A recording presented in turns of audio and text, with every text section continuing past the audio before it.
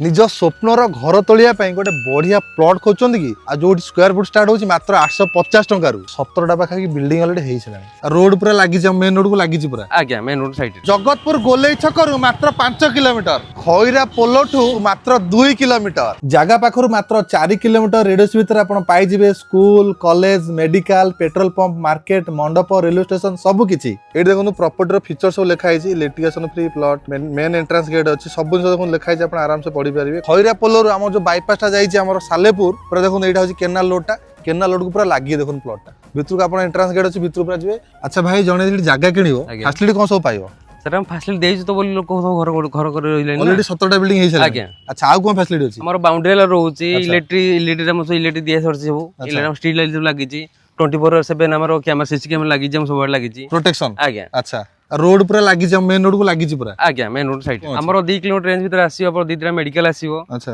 uh do school भी recent प्लानेशन processing अछि